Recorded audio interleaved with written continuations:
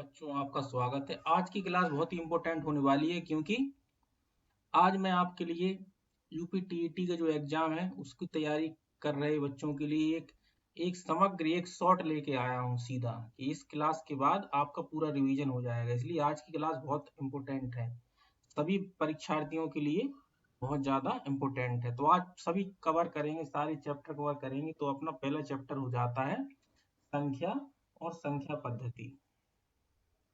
जल्दी जल्दी कवर करते हैं अपन लोग, ठीक है बच्चों। संख्या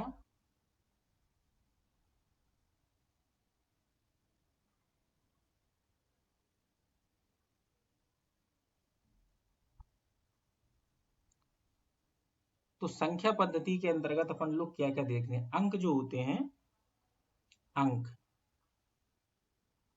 अंक अंक कौन कौन से हैं अपने पास? 0, 1, 2, 3, 4, 5, 6, 7, 8, 9।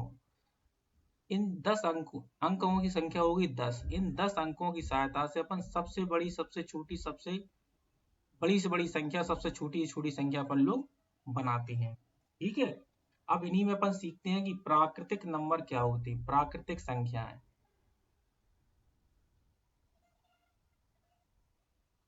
प्राकृत संख्या, प्राकृतिक संख्या क्या होती है? प्रकृति में जो संख्याएं, गिनती की संख्या को प्राकृतिक संख्याएं कहते हैं। जैसे कि 1, 2, 3, 4, 5 डॉट डॉट डॉट डॉट अनंत तक। ये सभी संख्याएं कैसी हैं? प्राकृतिक संख्याएं। पूर्ण संख्याएं जिन्हें होल नंबर भी कहते हैं। पूर्ण संख्या मतलब होल नंबर, ठीक है। पूर्ण संख्या में जब इसमें जीरो शामिल हो जाता है, 0, 1, 2, 3, 4 कहाँ तक? अनंत तक, ठीक है। ये पूर्ण संख्याएं हो गई, ठीक है बच्चों। और अब आती है अपनी, अब आपसे कोई पूछे सबसे छोटी पूर्ण संख्या क्या है, तो आप उसका जवाब दे देंगे 0।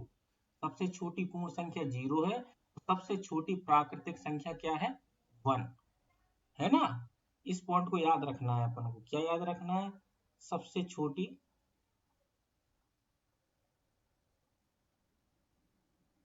सबसे छोटी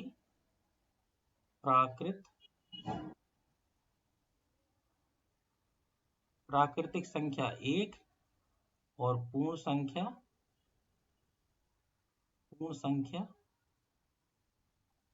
0, ठीक है बच्चों। आया समझ में? अब आता है आपकी सम संख्या। सम संख्या भी होती है, जल्दी जल्दी देखेंगे अपन। सम संख्या वे नंबर जो 2 से विभाजित हो जाते हैं। अब 2 से विभाजित होने वाले कौन से हैं? 2 है, 4 है, 6 है, 8 है, 10 है, 12 है, ऐसे बहुत सारे नंबर, ठीक है। सम संख्या होंगी जो 2 से कट जाती हैं। तो सबसे छोटी सम संख्या 2 हो गई। ऐसी विषम संख्या में हो जाएंगे 1 है, 3 है, 5 है, 7 है, 9 है, 11 है। ये सभी विषम संख्या हो गई, ठीक है। तो हमने अभी सीखा अंक सीखे, प्राकृतिक संख्या, पूर्ण संख्या, सम संख्या, विषम संख्या, ठीक है। अब आती है आपकी भाज्य संख्या। भाज्य संख्याएं क्या होती हैं, यहाँ देखते हैं, ठीक है। भाज्य संख्या, भाज्य संख्या जो विभक्त हो जाती हैं। भाज्य संख्या से मतलब जो एक दूसरे से कट जाती हैं, विभाज्य संख्या होती है। इन्हीं को अपन लोग यौगिक संख्या भी कहते हैं, इन्हीं को संयुक्त संख्या भी कहते हैं, या इनको अपन इस तरीके से भी कह सकते हैं जो एक और स्वयं के अलावा किसी भी दूसरी संख्या से विभाजित हो। एक और स्वयं के अलावा किसी भी संख्या से विभाजित हो तो वो भाज्य संख्या कहलाती है। सबसे छोटी भाज्य संख्या क्या होती है? 4। भाज्य संख्या होती है 4, ठीक है। 6, 8, ये देखो एक और स्वयं के अलावा भी, जैसे 4 है तो 1 से कट जाएगा, ये 2 से कट जाएगा और 4 से भी कटेगा। तो ऐसे नंबर जो कट जाते हैं स्वयं से और 1 से, वे भाज्य संख्याएं कहलाती हैं। तो भाज्य संख्या आपसे पूछा जाए सबसे छोटा कौन है, तो आप कहेंगे 4। ठीक है। अब अभाज्य संख्याएं, ये भाज्य संख्याएं हो गई, तो अब अभाज्य संख्याएं, अभाज्य संख्या वे संख्याएं हैं जो एक और स्वयं के अलावा किसी अन्य से नहीं कटती हैं। तो सबसे छोटी अभाज्य संख्या 2, फिर 3, फिर 5, फिर 7, फिर 11, इस तरीके से होती है। ये संख्याएं अभाज्य संख्याएं कहलाती हैं। अभाज्य संख्याएं एक से और स्वयं से कट जाती हैं। सबसे छोटी जो अभाज्य संख्या होती है वो होती है 2। या हम दूसरी चीज ये कह सकते हैं, वे प्राकृतिक संख्याएं जिनके अपवर्तकों की संख्या 2 से अधिक हो। वे भाज्य हो गए। और अभाज्य में कौन सी हो गई, वे वैसी प्राकृतिक संख्या जिनकी अपवर्तक सिर्फ 2 ही हो, एक और स्वयं। अपवर्तक का मतलब ये होता है कि ऐसे नंबर जिनसे दी गई संख्याएं कट जाती हैं, वे अपवर्तक कहलाते हैं। क्या कहलाते हैं, अपवर्तक। आगे बढ़ते हैं। ठीक है।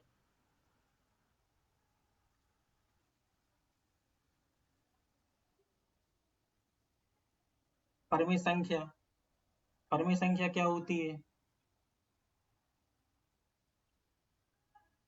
वे संख्याएं जिन्हें भिन्न के रूप में अपन लोग लिख सकते हैं, यानी P अपॉन Q के रूप में जिन्हें लिखा जा सकता है।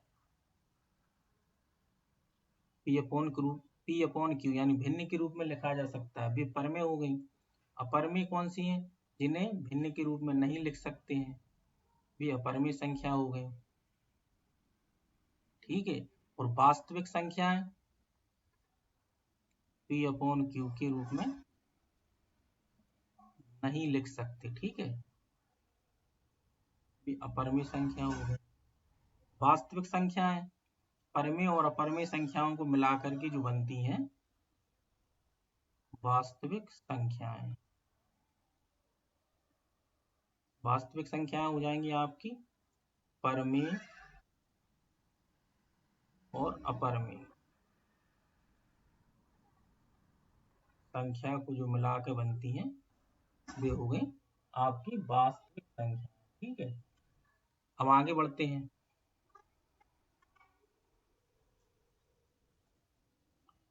अब आगे बढ़ते तो आपने अभी ये सारी चीजें आपने सीख ली हैं। ठीक है।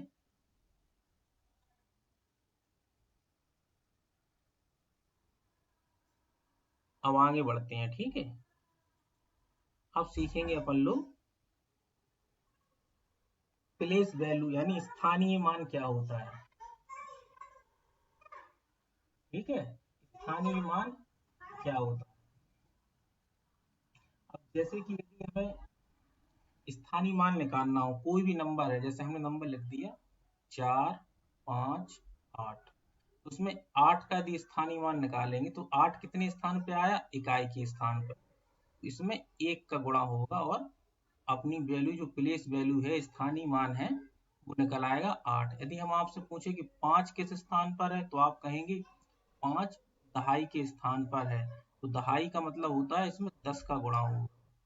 ठीक है, तो उसकी प्लेस वैल्यू आ जाएगी 50। यदि आपसे पूछेंगे कि 4 किस स्थान पर है, तो 4 सैकड़े के स्थान पर है। तो उसमें सैकड़े का मतलब 100, 100 का गुणा होके आएगा। तो 4 है वो 4 की वैल्यू 400 मानी जाएगी। इससे अपन क्या करते हैं, यदि इनको अलग अलग जोड़ेंगे अपन तो नंबर बनता है। नंबर कैसे बना होगा, पहले 400, फिर 50 और फिर 8, इनको जोड़ा होगा तभी नंबर बना होगा। यानी कि इनके स्थान यानी प्लेस वैल्यू को रखते हुए इन तीनों को जोड़ेंगे तभी नंबर अपना बन पाएगा 4, 5, 8। इसलिए प्लेस वैल्यू का बहुत ज्यादा रोल रहता है जी। अपन प्लेस वैल्यू या हम कह सकते हैं स्थानीय मान, प्लेस वैल्यू, इसी को कहते हैं हिंदी में स्थानीय मान। अब एक होता है जातीय मान। जातीय मान कहते हैं वो नंबर खुद। जातीय मान, जातीय मान का होता है वह संख्या खुद ही, वह संख्या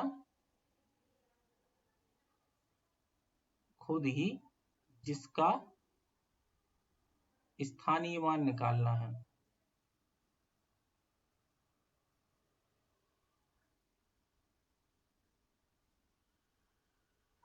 जैसे या 8 का स्थानीय मान निकाला है तो 8 हो गया आपका जातीय मान। ठीक है, 8 क्या हो गया? जातीय मान या अंकित मान, या अंकित मान। ठीक है, इसी को जाति मान, इसी को अंकित मान भी कहते हैं, या इंग्लिश में कहेंगे फेस वैल्यू। Face value. ठीक है, तो आपने प्लेस वैल्यू, फेस वैल्यू ये सीखा है। ठीक है, आगे बढ़ते हैं अब। देखो, नंबर सिस्टम में दो पद्धतियां यूज में आती हैं। एक है आपकी भारतीय अंकन पद्धति, भारतीय अंकन पद्धति, और दूसरी आपकी पद्धति आ जाती है अंतरराष्ट्रीय अंकन पद्धति।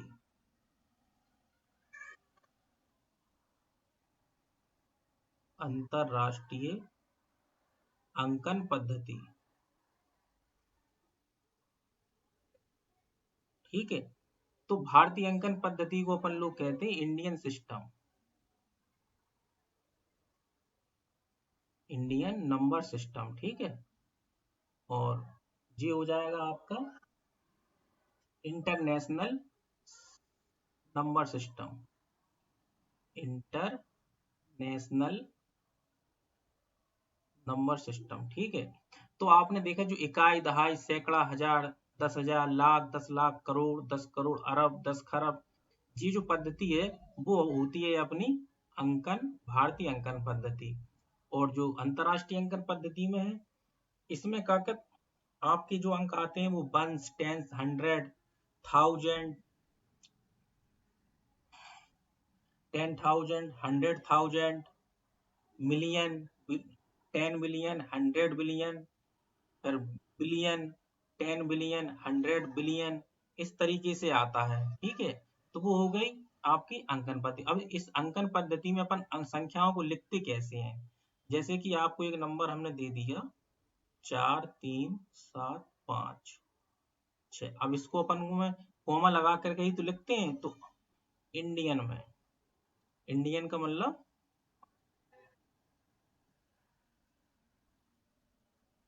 इंडियन में लिखेंगे, इंडियन नंबर सिस्टम में। और इधर आप लिख लो इंटरनेशनल, इंटरनेशनल नंबर सिस्टम। ठीक है, तो इसमें लिखेंगे तो उसमें देखो कॉमा कैसे लगाएंगे, देखना 7, 5, 6। इसमें अपन 3 अंक बाद कॉमा लगाते हैं। और बड़ा नंबर ले लो। ठीक है, ये ले लो, इसमें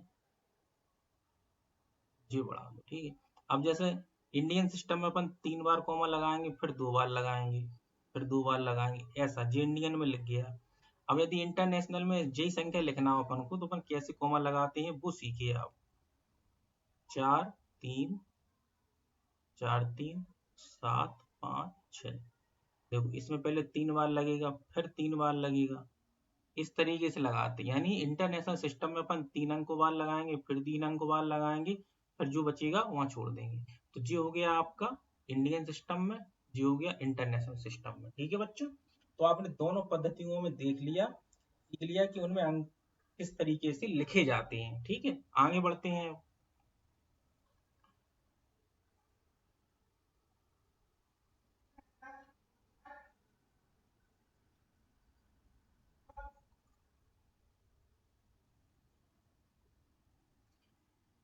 अब देखते हैं अपन डिविजिबिलिटी रूल, यानी विभाज्यता का नियम।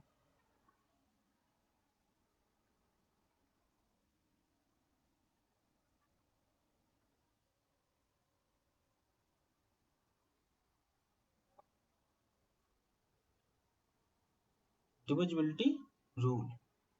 ठीक है, अब डिविजिबिलिटी रूल में क्या है, 2 से कटने वाले नंबर, 2 से कटने वाले नंबर वे कौन से होते हैं? जिनके अंत में जिस संख्या की इकाई के स्थान पर इकाई के स्थान पर 0, 2, 4, 6 या 8 यानी 2 से कटने वाला नंबर हो, 0 हो या 2 से कटने वाला नंबर हो तो 2 से कट जाएगा। ठीक है, 2 से कट जाएगा। अब 3 का नियम आप जानते ही हैं। 3 से कटने का नियम क्या है? 3 से कटने का नियम क्या है? अंकों का योग।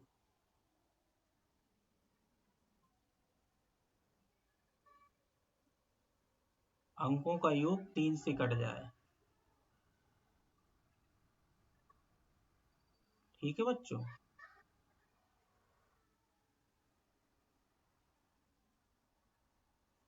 और 4 से कटने का नियम। 4 से कटने का नियम क्या है? लास्ट के 2 अंक 4 से कट जाएं। लास्ट के 2 अंक 4 से कट जाएं। ठीक है। 5 से कटने का नियम। 5 से कटने का नियम क्या है? लास्ट में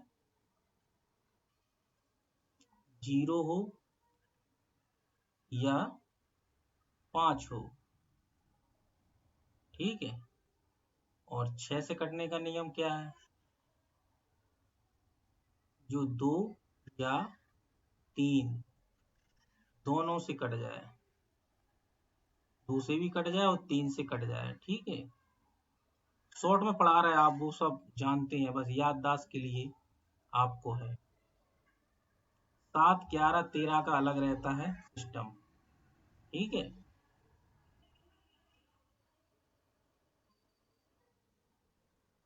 7 का देख लो। इकाई के अंक में 2 से गुणा करने पर। इकाई के अंक में 2 से गुणा कर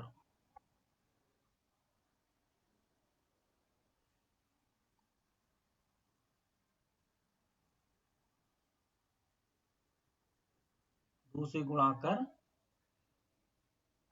शेष बचे अंकों से बनी संख्या में से घटाने पर। शेष बची संख्या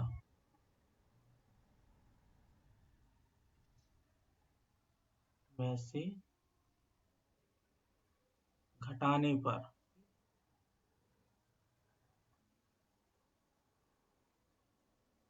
7 से कट जाए। घटाने पर 7 से कट जाए तो नंबर भी कट जाएगा। तो वह नंबर भी कट जाएगा। ठीक है। 8 का नियम क्या है? 8 का नियम है कि लास्ट के 3 डिजिट, लास्ट के 3 नंबर 8 से कट जाएं।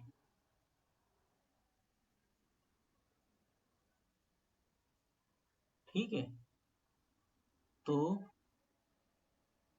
वह नंबर भी कट जाएगा।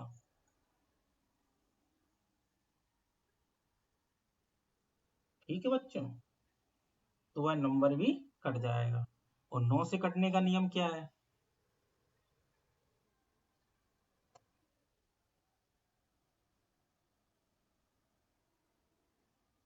9 से कटने का नियम क्या है? देखो बच्चों,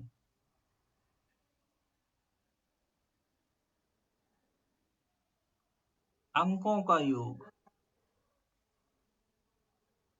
अंकों का योग 9 से कट जाए।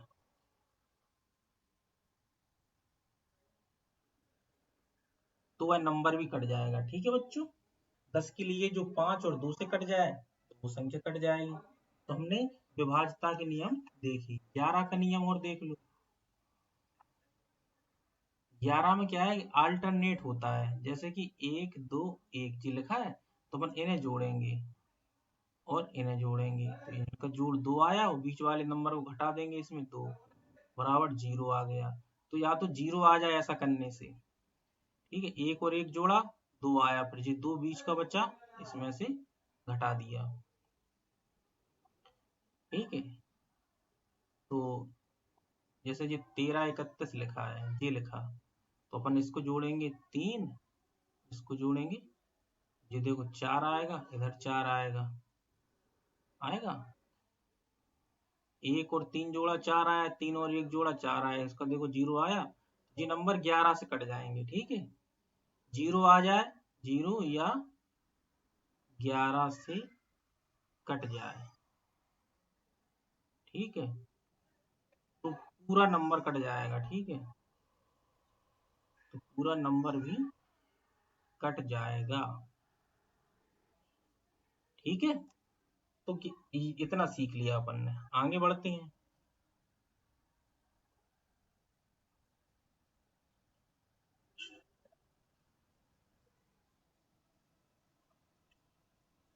अब अब अपन सीखेंगे इसमें कि n प्राकृतिक संख्याओं का योग यदि आपको निकालना है।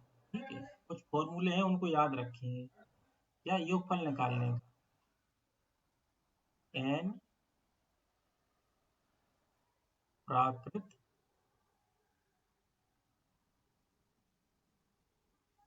संख्याओं का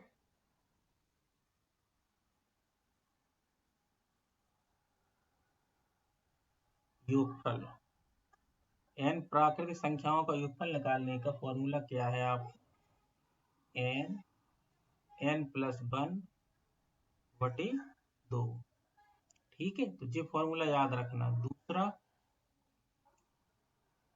n पूर्ण संख्याओं का योग निकालना हो यदि, प्रथम n पूर्ण संख्या समझ गए जिसमें 0 शामिल हो जाए, n पूर्ण संख्याओं का योगफल। n पूर्ण संख्याओं का योगफल यदि निकालना हो तो कैसे निकालेंगे? उसका फॉर्मूला है n-1 बटे 2, यानी कि जब पूर्ण संख्याएं निकाली जाएंगी तो जो ऊपर n+1 था वो n-1 में बदल जाएगा। ठीक है, तीसरा देखो, सम संख्याएं।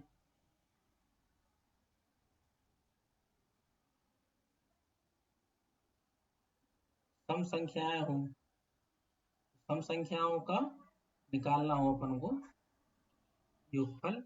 सम संख्याओं को योगफल निकालने का क्या है? n+1 प्रथम n सम संख्याओं का योगफल हो जाएगा। जैसे प्रथम n विषम पूर्ण संख्याएं, विषम संख्याओं का निकालना हो,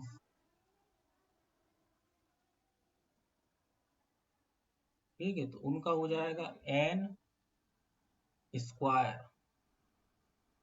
ठीक है, विषम का। पांचवा देखो, अब देखो, अब यदि नंबर इस तरीके से दे रखे हो आपको, कैसे?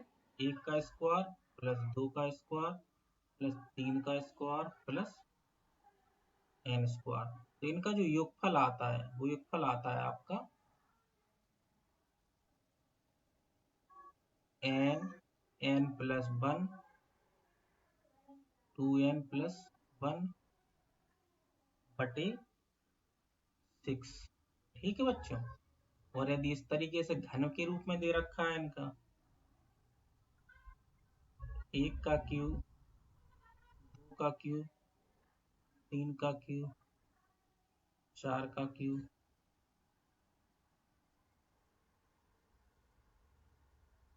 इसका योगफल निकालेंगे अपन, तो इसका योगफल आएगा आपका n+1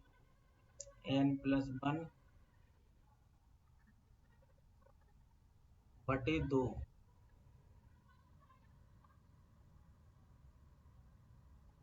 ठीक है।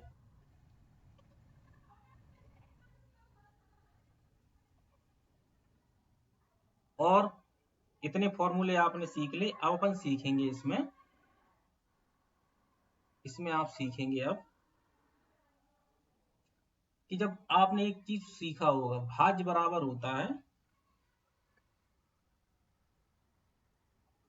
भाज्य बराबर होता है भाजक गुणा भागफल धन शेष। ठीक है, ये ध्यान रखना अपन को। जब अपन भाग देते हैं किसी नंबर में, जैसे मान के चलो 4 का भाग अपन देना है,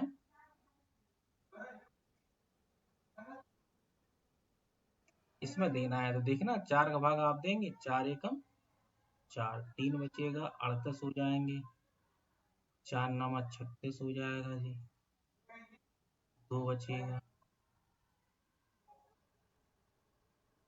4 6 24 हो जाएगा जी, 1 बचेगा। तो ये जो संख्या होती है इसको कहते हैं अपन भाजक, इसको कहते हैं भाज्य, इसको कहते हैं भागफल, इसको कहते हैं शेष। ठीक है, तो जो ऊपर वाला फॉर्मूला अपन लोग कैसे सिद्ध कर लेंगे, देखो आप देखिए इधर, यानी ये फॉर्मूले के हिसाब से क्या होना चाहिए, 7 8 5 बराबर 4 गुणे 96 प्लस के 1 होना चाहिए। देखो करके देख लो आप, बराबर है कि नहीं। इसका गुणा करो, 4 गुणे 196, 4 छः 24, 4 नौ 36, 2 38, 4 3 7। ठीक है, और इसमें 1 जोड़ दो तो 7 8 5 आ गया, और यही अपना आंसर है। ठीक है, तो जो फॉर्मूला अपन को याद रखना कि भाज्य बराबर भाजक गुणे भागफल धन शेष। आगे बढ़ते हैं।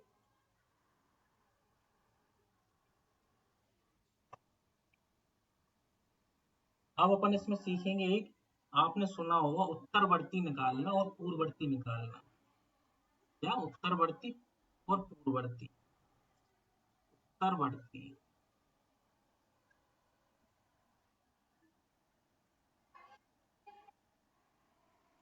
उत्तरवर्ती संख्या, उत्तरवर्ती का संख्या का मतलब है आगे की संख्या। तो उत्तरवर्ती जब निकालते हैं किसी संख्या का तो उसमें एक जोड़ देते हैं।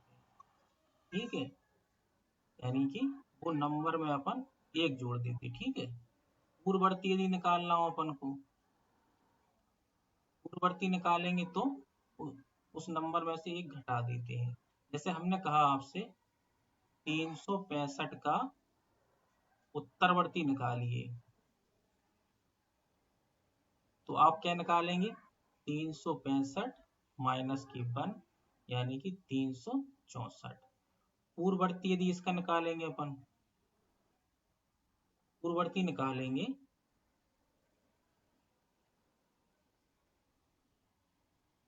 नहीं सॉरी, जी इसमें जुड़ जाएगा। ठीक है, सॉरी सॉरी, जुड़ जाएगा तो जी हो जाएगा 66, और पूर्ववर्ती निकालेंगे 365 माइनस की 1 यानी 364 आ जाएगा। ठीक है बच्चों, उत्तरवर्ती में एक जोड़ेंगे और पूर्ववर्ती में एक घटा देंगे।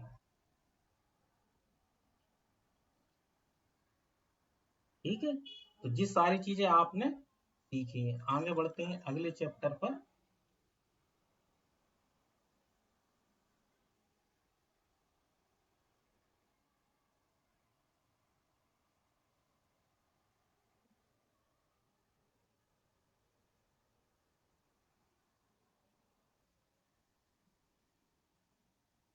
अब आता है आपका लासा और मासा निकालना। ठीक है, तो लासा, लासापा एवं मासापा। ठीक है, दोनों। तो लासापा और मासापा, इनका मतलब समझते हैं पहले, होता क्या है। लासापा को अपन कहते हैं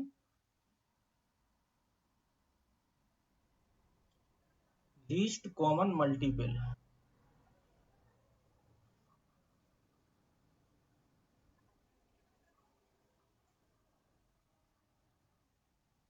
मासापा को अपन कहते हैं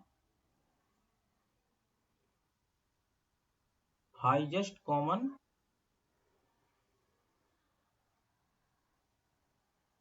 फैक्टर। ठीक है, तो अब आपने देखा कि लासापा में जी क्या आया, मल्टीपल आया, और मासापा में आया फैक्टर। तो मल्टीपल और फैक्टर को भी जानना पड़ेगा, तभी आप लासा मासा को समझ पाएंगे। ठीक है, तो मल्टीपल क्या होता है, उसी को हिंदी में कहते हैं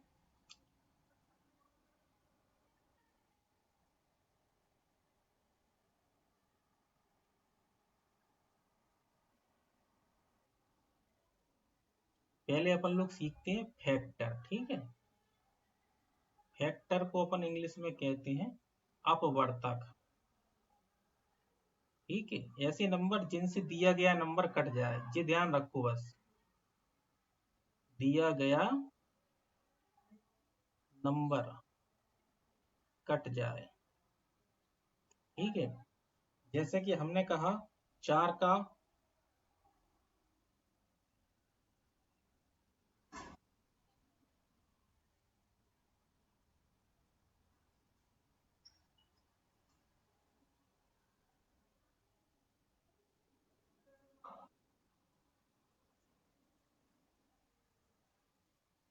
जैसे 4 का अपवर्तक पूछा जाए आपसे, 4 का अपवर्तक,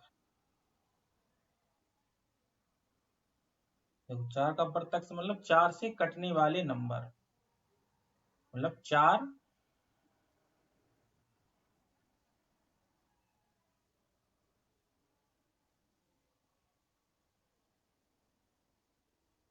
यानी 4 का अपवर्तक। अब 4 के अपवर्तक क्या हो सकते हैं, एक, यानी 4 1 से कट जाएगा, 2 से कट जाएगा और 4 से कट जाएगा। तो 4 के अपवर्तक 1 2 4 हो गए। तो जी 1 2 4 जो आए जी तो अपवर्तक है, और जी 1 2 4 से तो ये नंबर कट रहा ना, जी तो हमने बताया दिया गया नंबर कट जाए, वे संख्याएं कहलाती हैं अपवर्तक। तो जी 1 2 4 क्या हो गए, अपवर्तक। 4 पूछा है, 4 का अपवर्तक, जैसे आपसे पूछा जाए 12 का, 12 का अपवर्तक कौन कौन से होंगे, आप बताएंगे। 1 से कट जाएगा, 2 से कट जाएगा, 3 से कट जाएगा, 4 से कट जाएगा, 6 से कट जाएगा और 12 से कट जाएगा।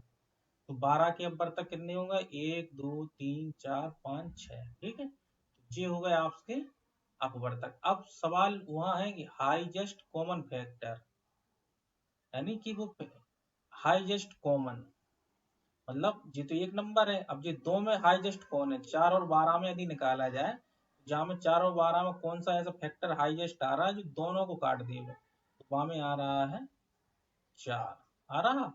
तो हम कहेंगे 4 और 12 का, 4 और 12 का यदि मासापा निकालेंगे अपन, वो कितना होगा, 4 होगा। कितना होगा, 4। तो वो हमने परिभाषा, यानी हाईएस्ट कॉमन फैक्टर है ऐसा फैक्टर जो दोनों में हो और बड़ा हो। तो 4 और 4 ऐसे हैं जो दोनों में है, तो कॉमन हो गया और बड़ा भी हो गया सबसे बड़ा, तो वो होता है आपका मासापा। तो इन दोनों का मासापा निकालेंगे आप तो कितना आएगा, 4। तो हमें इसके माध्यम से यही सिखाना था कि मतलब मासापा क्या होता है, हाईएस्ट कॉमन फैक्टर कैसे निकालते हैं। आगे बढ़ते हैं। अब यदि आपसे पूछा जाए मल्टीपल की जानकारी ले लो, मल्टीपल क्या होते हैं।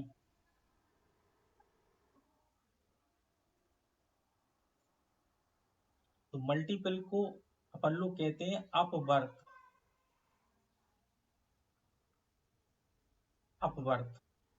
ठीक है, तो अपवर्त क्या होते हैं, किसी संख्या का अपवर्त वे संख्याएं हैं जो उस संख्या से पूर्णतया विभाजित हो जाएं।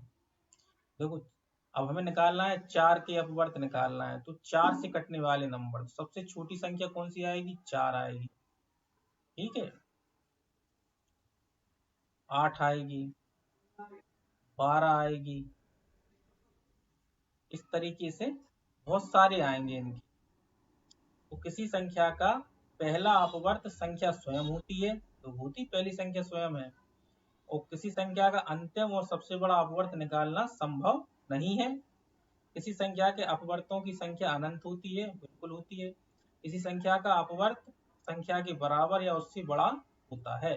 ठीक है, तो मल्टीपल अपन ने सीख लिया। ऐसी दो की मल्टीपल यदि पूछेंगे तो आप निकाल देंगे 2, 4, 6, 8, ऐसी बहुत सारे आ जाएंगे। ठीक है, यानी दो से कटने वाले नंबर। दो की मल्टीपल होगा, दो का गुणा एक में होगा तो दो आ गया, दो का गुणा दो में होगा तो चार आ गया। बहुत सारे मल्टीपल बन जाएंगे। तो लासा पा में मल्टीपल आता है। अब यदि हम आपसे कहें 2 और 4 का लासा निकालो, 2 और 4 का लासा पा, देखो लासा पा में हमने क्या बताया, लीस्ट कॉमन मल्टीपल। इन दोनों में सबसे छोटा और कॉमन कौन सा मल्टीपल है, देखो इसमें 8 भी दोनों में है, और आगे चल के अभी 12 भी आ जाएगा, 6 भी आ जाएगा, नहीं 12 आ जाएगा। सबसे छोटा आपको क्या दिख रहा है, 4 दिख रहा है, दिख रहा है जो सबसे छोटा है और दोनों में है। तो इनका जो लासा है 2 और 4 का लासा कितना आ जाएगा, 4 आ जाएगा। लासा पा का मतलब जो भाषा में लिखा है लीस्ट कॉमन मल्टीपल, जैसा उसका नाम है वैसे ही उसकी पहचान है। ठीक है, यही चीज है लीस्ट कॉमन मल्टीपल और मासापा में हाईएस्ट कॉमन फैक्टर। तो दोनों चीजें आज आपने सीखी हैं। ठीक है, दोनों चीजों को हमने बहुत बारीकी के साथ सिखाया है। अब लासा और मासा आप लोग निकालना जानते हैं, उसे हमें बताने की जरूरत नहीं। आगे बढ़ते हैं। इसकी कुछ प्रॉपर्टीज है वो जरूर हम बता देंगे। ठीक है, वो प्रॉपर्टीज अपन को ध्यान रखना। इसमें एक रिलेशन होता है। पहला रिलेशन तो यही है कि जो मासा होगा वो लासा को डिवाइड कर देता है और नंबर को भी डिवाइड कर देता है। जिन संख्याओं का अपन लोग लासा निकाल रहे हैं उनको डिवाइड कर देगा और उनकी लासा को डिवाइड कर देगा। यानी कि first number into second number, इनका जो गुणा आएगा वो HCF होता है मासा और LCM होता है लासा। ये फॉर्मूला अपन को याद रखना है। इसमें क्या करेंगे, वो 3 नंबर आपको कोई दे देंगे और एक चौथी संख्या आपसे पूछ लेंगे। इस तरीके से अपन लोग निकालते हैं।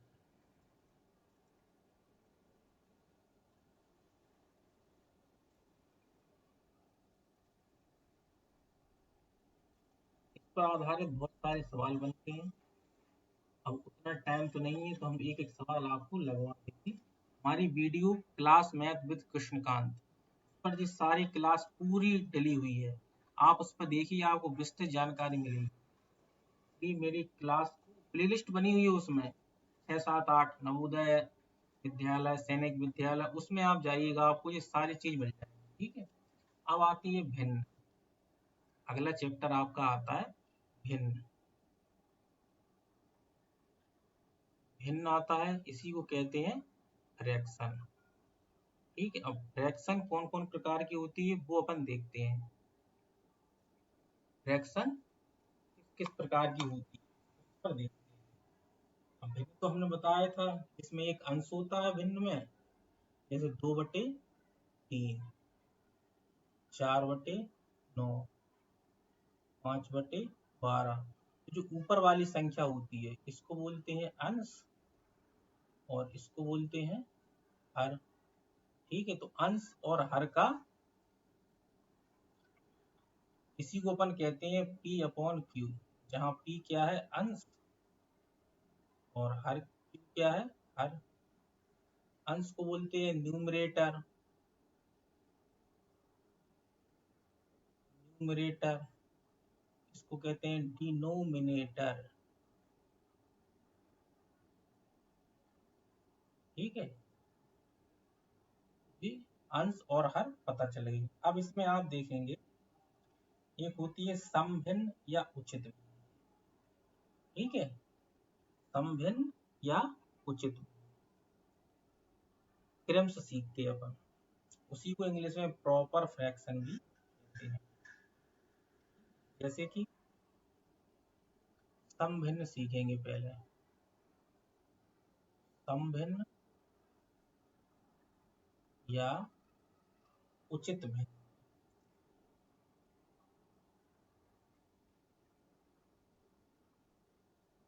समभिन्न और उचित भिन्न कौन सी हो जाएंगे?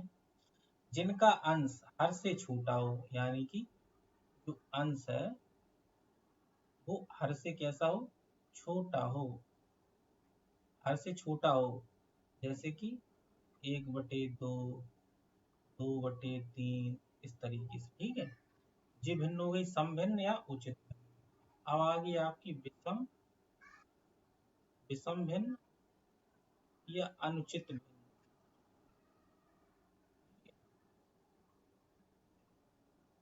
एक ही चीज है, जिनका जो अंश है वो हर से कैसा हो? बड़ा हो। जैसे कि 5/2, 4/3, 8/9, नहीं, ठीक है, इस तरीके से 28 कर दो। अब ये हो गई आपकी कौन सी? अनुचित भिन्न या विषम भिन्न। अब है आपकी संयुक्त भिन्न। संयुक्त भिन्न, संयुक्त भिन्न में क्या हो जाएगा? संयुक्त भिन्न हो गई आपकी जैसे 5 सही 2/7 है, 4 सही 3/8, ठीक है। ये सब संयुक्त भिन्न हो गई। इसमें जी वाला नंबर होता है पूर्णांश, पूर्णांक जो होती है फ्रैक्शन। अब हो गई इकाई भिन्न। इकाई भिन्न क्या होती है? जिनका अंश 1 हो, जिनका अंश 1 हो। जैसे मान के चलो 1/5, 1/8, 1/9, 1/12, सब देखो इकाई का अंक 1 है तो यूनिट भिन्न हो गई है, मतलब इकाई भिन्न हो गई। अब तुल्य भिन्न, जिनकी जो भिन्न आपस में बराबर हो, तुल्य भिन्न हो जाएंगे। सम हर भिन्न, मतलब जिनकी हर समान हो। सम हर, सम हर भिन्न कौन सी? जिनकी हर समान हो। जैसे कि 3/5, 7/5, 9/,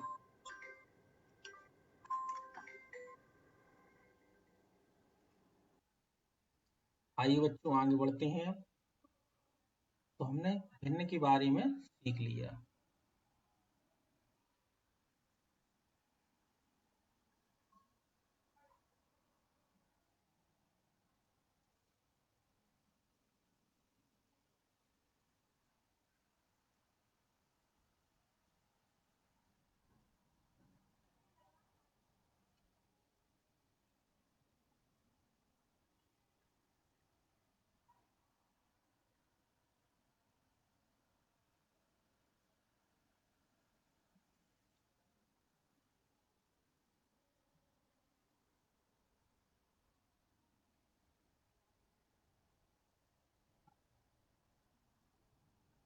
अब सीखते हैं अपन, तो भिन्नों का गुणा और भिन्नों का भाग। भिन्न का आप गुणा करेंगे, जैसे दो भिन्न है, एक है A/B और एक है C/D। तो जब इनका गुणा करेंगे आप तो अपना आंसर आना चाहिए AC। अंश का अंश में गुणा, हर का हर में गुणा हो जाता, तो ये भिन्न का गुणा हो जाता, ठीक है। भाग में जैसे ये ना हो, जैसे A/B डिवाइड है आपका C/D, तो भाग करेंगे अपन। इसमें क्या करते हैं, गुणा जब गुणा में बदलते हैं अपन, ये इसका उल्टा हो जाता, D ऊपर हो जाएगा और C नीचे आ जाएगा, तो इसका गुणा हो जाएगा AD अपॉन BC। इस तरीके से भाग का गुणा, नहीं, भिन्नों का गुणा और भाग, ये क्या है, भिन्नों का गुणा और ये भिन्नों का भाग। ठीक है, अब आगे बढ़ते हैं अपन। अब अपन बोर्ड मास पर ध्यान देते हैं कि बोर्ड मास का मतलब क्या होता है और उसे कैसे हल करते हैं। देखो, BOD MAS सबका मतलब है इसमें, इसका मतलब होता है ब्रैकेट। ठीक है, क्या मतलब है इसका, ब्रैकेट। O का मतलब होता है ऑफ, ये है D, D का मतलब डिवाइड या डिवीजन। S का मतलब है मल्टीप्लाई।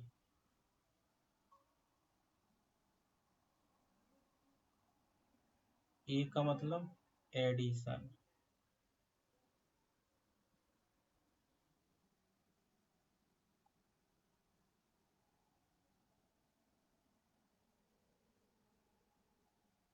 इसका मतलब हो गया सबट्रैक्शन, यानी कि घटाना। ठीक है बच्चों, तो ऐसे ही अपन हल करते हैं। पहले ब्रैकेट हल करेंगे, फिर ऑफ। इसी को देखो, इसको ब्रैकेट तीन प्रकार के होते हैं अपने। ये ऑफ होता है का, इसको का पढ़ते हैं अपन। ये भाग हो गया, ये गुणा हो गया, ये प्लस हो गया, ये माइनस हो गया। इस तरीके से अपन इसको हल करते हैं। तो बोर्ड मास आप लोग सीख गए।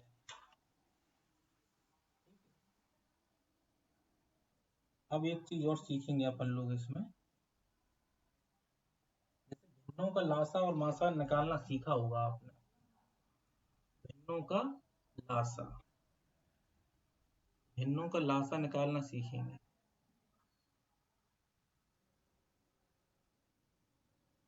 भिन्नों का लासा,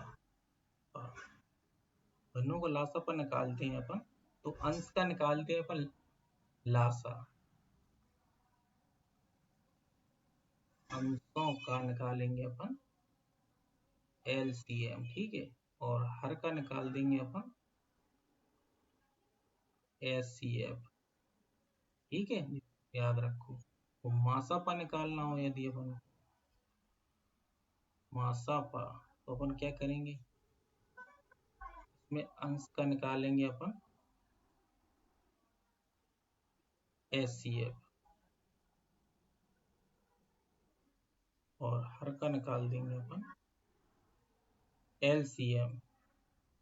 ठीक है, यानी कि जो निकालना हो, मासापा निकालना हो तो अंश का मासापा निकालेंगे और हर का लासापा। लासापा निकालना हो तो अंश का लासापा निकालेंगे, हर का मासापा। याद रखना है अपन।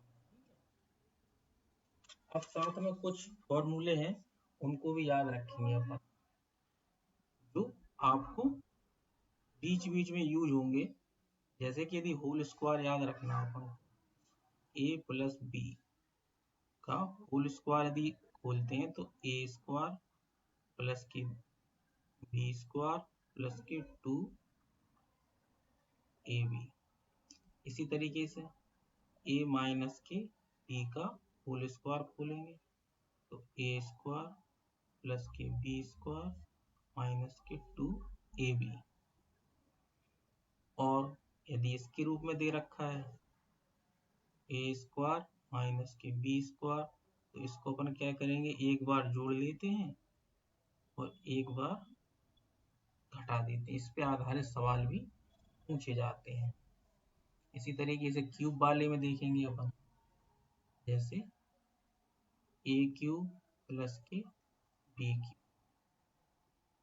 A³ प्लस के B³ में अपन क्या करते हैं, A+B। ठीक है, और ए स्क्वायर प्लस के बी स्क्वायर। अगर जी प्लस का है तो इधर अपन माइनस लगा देते हैं, ये ध्यान रखना है, माइनस के A B.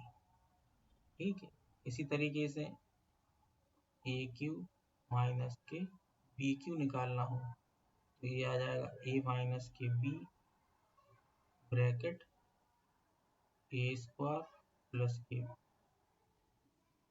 B square plus के ए बी। ठीक है बच्चों, दोनों फॉर्मूले अपन ने याद करें। अब आता है होल क्यूब, जैसे ए प्लस बी का क्यूब निकालना हो जब तब अपन क्यूब निकालेंगे तो कैसे निकालेंगे, देखो ए क्यूब प्लस के बी क्यूब प्लस के 3 ए बी स्क्वायर प्लस के 3 ए स्क्वायर बी, इस तरीके से निकालेंगे। ठीक है, और यदि ए माइनस बी का निकालना हो अपन को, ए माइनस बी का क्यूब, तो कैसे निकालेंगे, ए क्यूब माइनस के बी क्यूब फिर माइनस के 3 ए बी स्क्वायर प्लस के 3 ए स्क्वायर बी।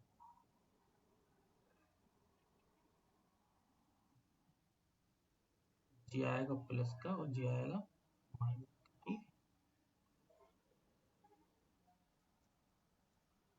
इस तरीके से याद रखेंगे इन फॉर्मूलों को। फिर आगे बढ़ते हैं अपन लोग।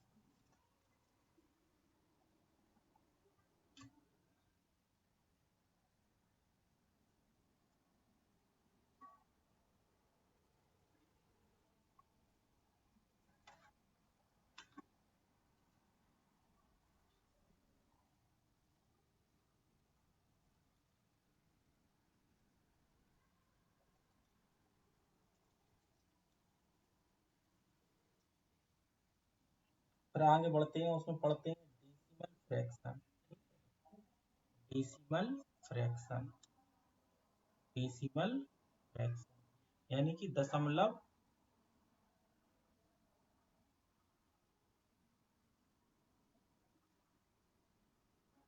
दशमलव भिन्न क्या हो, देखो जैसे 0.5 लिखा हो, 0.8 लिखा हो, 0.75 लिखा हो, ये सब दशमलव भिन्न है।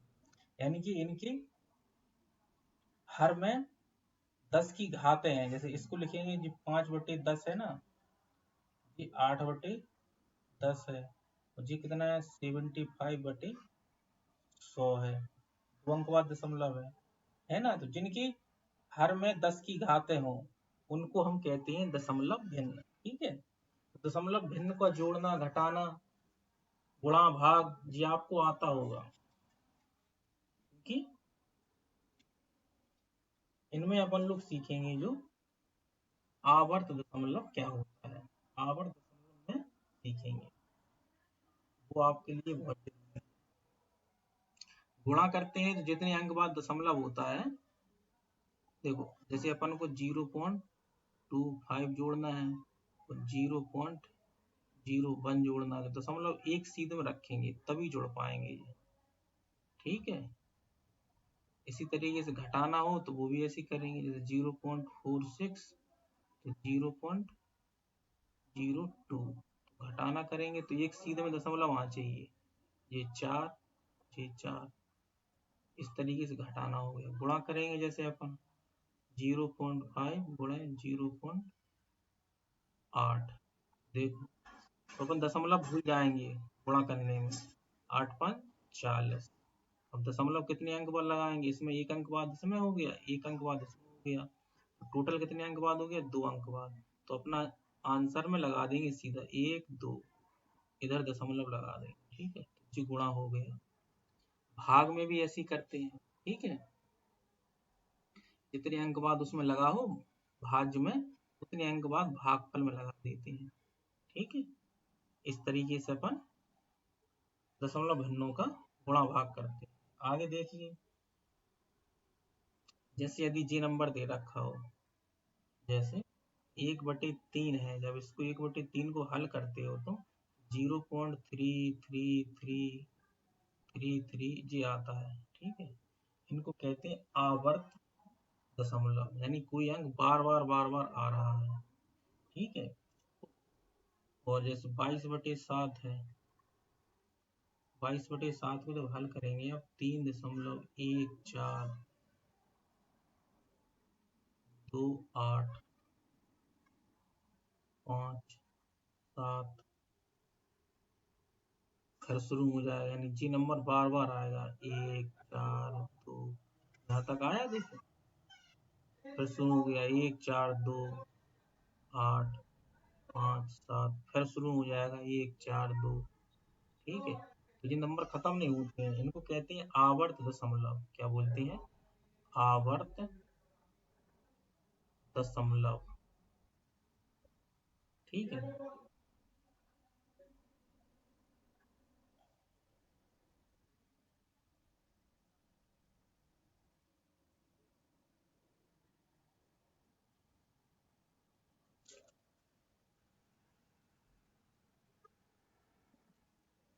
आगे बढ़ते हैं।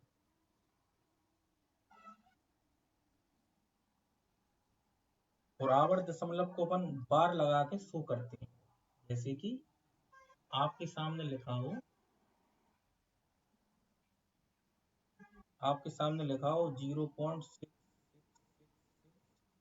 डॉट डॉट, तो इसको अपन लिखेंगे 0.6 पे बार, इसका मतलब जी हो गया। यदि ये लिखा हो 0.333, इस तरीके से इसको लिखेंगे 0.3 बार। ठीक है, ऐसा लिखते हैं। जितने अंकों की पुनरावृत्ति होती है उन सभी अंकों पर जी लाइन खींच देते हैं अपन। अब इनको लिखते कैसे हैं अपन लोग, ठीक है, वो देखना है। या इसको अपन लिखेंगे, अब जैसे मान के चलो ये दशमलव भिन्न हो गई, अब इसी को अपन बनाएंगे साधारण भिन्न। अगर साधारण भिन्न बनाएंगे अपन तो कैसे बनाएंगे, देखो 0.6 की साधारण बनाएंगे तो अपन क्या करते हैं, जिन अंकों की पुनरावृत्ति होगी जिस अंक की, वो तो ऊपर लिखेंगे, और एक अंक की पुनरावृत्ति हो रही तो उतने 9 नीचे लिख देते हैं।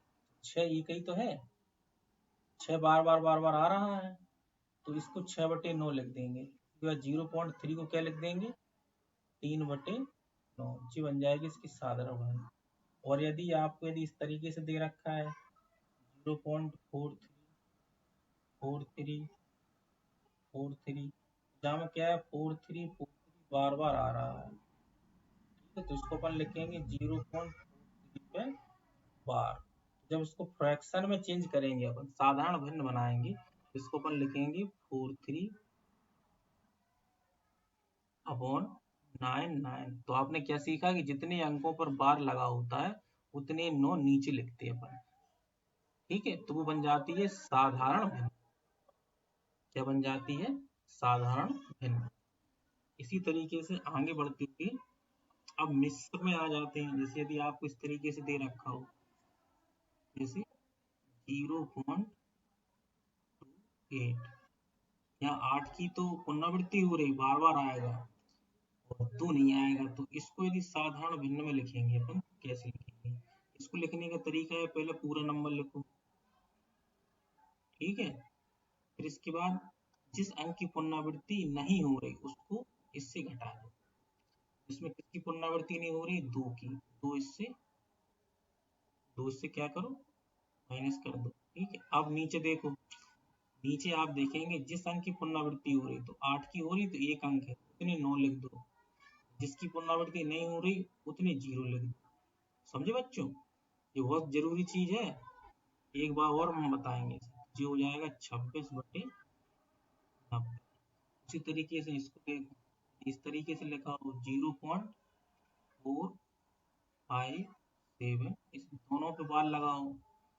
इसमें अपन क्या करेंगे, पहले पूरा नंबर लिखेंगे 457, इससे घटाएंगे क्या, जिसकी पुनरावृत्ति नहीं हो रही, किसकी नहीं हो रही, 4 की नहीं हो रही, वो अंक घटाएंगे। ठीक है, अब जिन अंकों की पुनरावृत्ति हो रही उतने 9 लिखेंगे, 2 की हो रही जी 2 की, जिसकी नहीं हो रही उतने 0 लिखेंगे।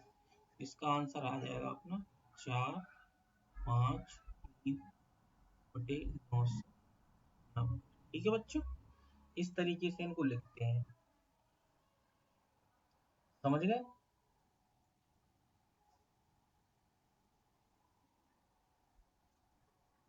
इस तरीके से इनको लिखते हैं।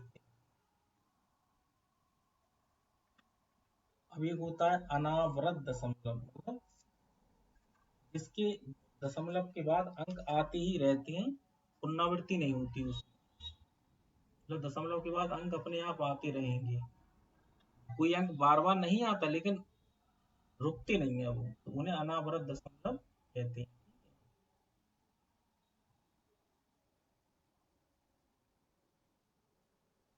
अगले उस पे आते हैं चैप्टर पर। ठीक है,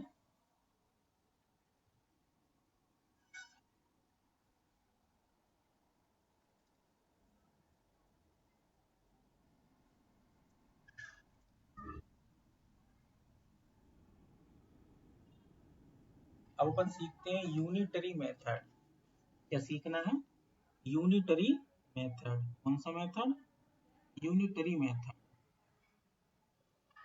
एक एक नियम इसको बोलते हैं।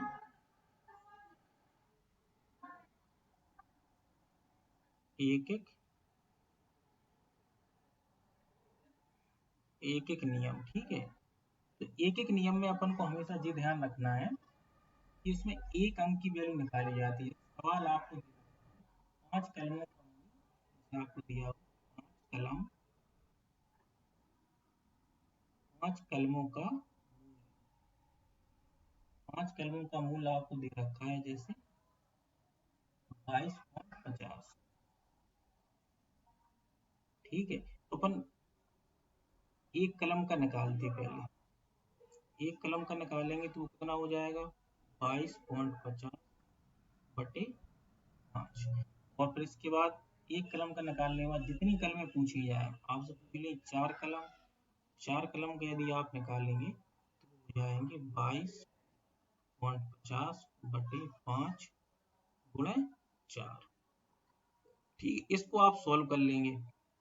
तो जो एक कलम का मूल निकाला जाता है, इसी को एक एक नियम कहते हैं। ठीक है, इसी को क्या कहते हैं? एक एक नियम। तो देखो, 4 का पहले इसमें गुणा कर लो, ठीक है, और 5 का भाग दे, इसका आंसर आ जाएगा अपना 18। 18 अपना आंसर आ जाएगा। ठीक है, तो एक एक नियम आ गया। इसमें अपन बहुत सारे सवाल बनते हैं इसमें। अनुपात समानुपात वाला भी बनेगा कि 5 आदमी इतने दिन काम करते हैं। इसमें एक फॉर्मूला और ध्यान रखना अपन। कौन वाला formula? M1D1, M1D1 upon W1 बराबर M2D2 अपॉन W।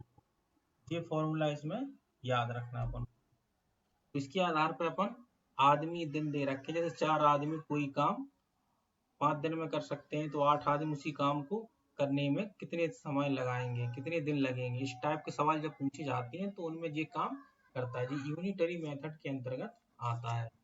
तो सीधा फॉर्मूला आप इसमें रखेंगे और आपका आंसर आ जाएगा, वो ज्यादा बेटर रहेगा। ठीक है, अब आगे बढ़ते हैं।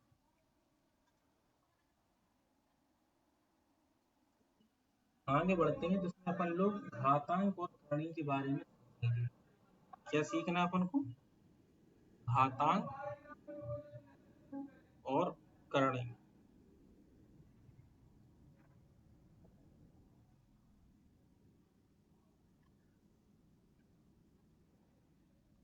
घातांक और करणी, इसमें जो फॉर्मूला है वे आपको ध्यान रखना है, बस तो ये आपके काम बन जाए। जैसे कि 2 नंबर हैं आपके पास, x की पावर m गुणा हो रहा है y की पावर m, तो इनका जो आंसर आएगा x इंटू वाई हो पावर आपस में जुड़ जाती है m प्लस, ठीक है। पहली चीज तो जो ध्यान रखना।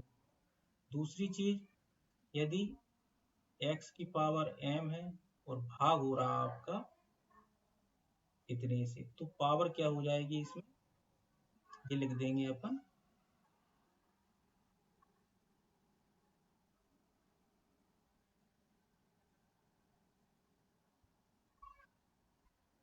ये हो जाएगी x अपॉन वाई की पावर m माइनस के m, ठीक है। तीसरी चीज सीखेंगे आप उसमें, जैसे कि आपको दे रखा हो x की पावर m, तो इस पूरे की पावर n हो, तो आप क्या करेंगे, x की पावर हो जाती है m इंटू n, ये आपस में गुणा हो जाती है। उसी तरीके से यहाँ देखिए,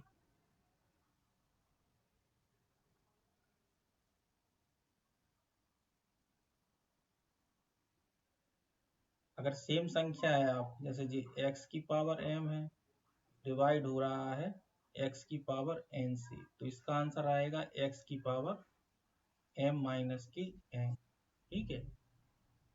यदि x की पावर m है, गुणा हो रहा है x की पावर n से, तो इसका आंसर आएगा x की पावर m प्लस की n, ठीक है। छठवां देखो,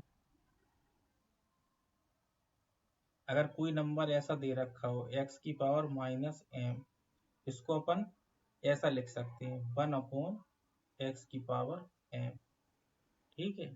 सातवां देखो,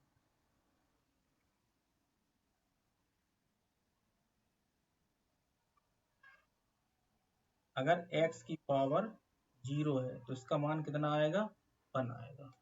x की पावर 0 है तो इसका मान 1 आएगा। बस ये घातांक करने के जो फॉर्मूला है, इनको आपको ध्यान में रखना है, तो ये आप सवालों को लगा ले जाएंगे।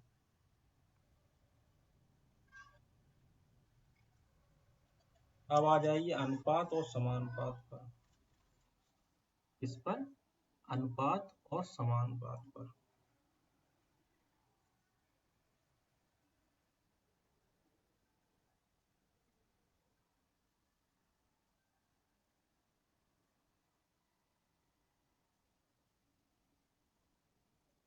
अनुपात और समानुपात,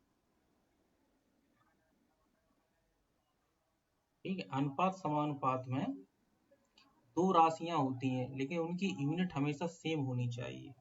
जैसे कि 2:3, जी यूनिट सेम होती है इनकी। 4:9, ठीक है, ये अनुपात है। समानुपात में क्या होता है, जब दो अनुपात आपस में बराबर हो, जैसे 2:3, ये समानुपात का निशान होता है। 4:9, ठीक है। तो इसमें क्या होता है, एक एक एक एक फॉर्मूला इसमें लगता है कि इनका जो गुणा होता है वो इनकी गुणा के बराबर होता है। क्या इनमें ऐसा रिलेशन है, 4×3 = 12, 9×2 = 18, इनमें ऐसा रिलेशन नहीं है, इसलिए ये समानुपात में नहीं है। इनका जो गुणा है इनके गुणा के बराबर होना चाहिए। ये नंबर कैसे हैं, समानुपात में नहीं है, ठीक है।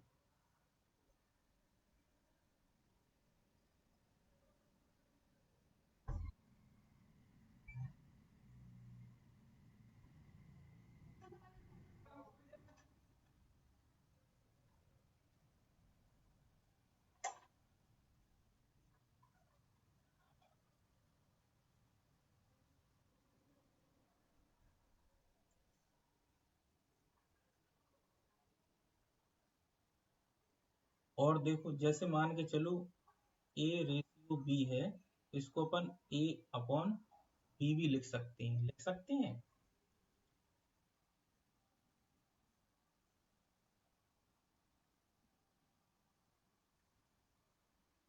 अब एक आता था इसमें सतत अनुपात। सतत अनुपात के बारे में सीखिए, सतत कंटिन्यू प्रोपोर्शनल, सतत अनुपात, सतत अनुपात के बारे में।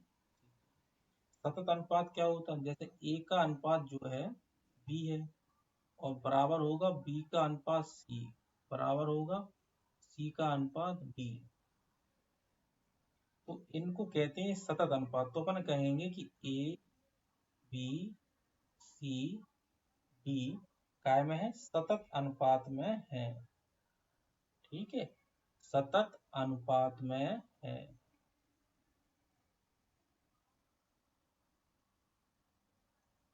ठीक है बच्चों, अब इसमें एक अब सीखते हैं अपन प्रथम समानुपाती। तो चार संख्याएं हैं, यदि चार संख्याएं हैं तो इनको कैसे लिखेंगे। जैसे आपको रेशियो दे रखा है ए रेशियो बी समानुपात सी रेशियो डी, इस समानुपात में है तो हमने बताया कि इनका जो गुणा होगा वो इनके गुणा के बराबर होता है। तो आप लिख सकते हैं बी गुणे सी बराबर ए गुणे डी। ठीक है, और अब इसमें पहला बनता है प्रथम समानुपाती, प्रथम समानुपाती।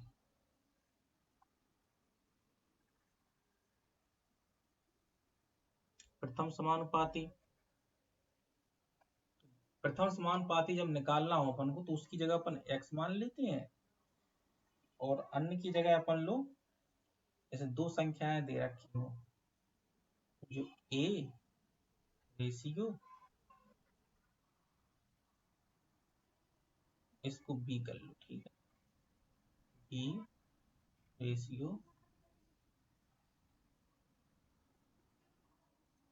c और d, या a b c कर लो। ठीक है, तो अब देखो जब प्रथम समानुपाती निकालेंगे अपन तो हमने बताया इनका गुणा और इनका गुणा, तो जो x का जब गुणा c के साथ होगा तो ये हो जाएगा a गुणे b अपॉन सी इधर आ जाएगा तो x बराबर हो जाएगा। ठीक है, x बराबर ये आ जाएगा।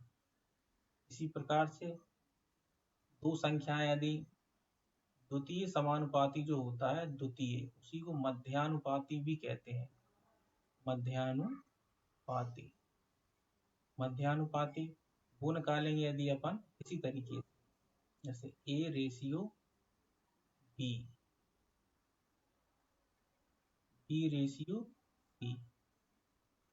ठीक है, तो जो मध्यानुपाती होगा बी, तो बी स्क्वायर बराबर हो जाएगा ए इंटू सी और बी बराबर हो जाएगा रूट ए सी, यानी कोई दो नंबर हैं उनका यदि मध्यानुपाती निकालेंगे तो रूट ए बी होता है या रूट ए सी होगा। ठीक है, इस तरीके से अपन करते हैं। थर्ड प्रोपोर्शनल निकालना हो, ठीक है, क्या निकालना हो, थर्ड प्रोपोर्शनल, तो कैसे करेंगे।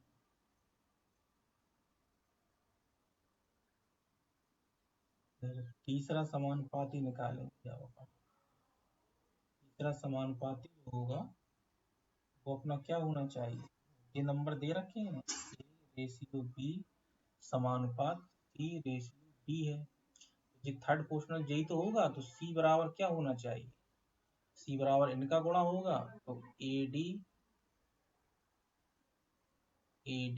अपॉन बी, और फोर्थ वाला निकाला जाएगा जब फोर्थ प्रोपोर्शनल तो होगा डी, डी बराबर हो जाएगा अपना बी गुणे सी अपॉन ए। ठीक है, तो अपन ने फर्स्ट सेकंड थर्ड फोर्थ सब प्रोपोर्शनल निकाल ली।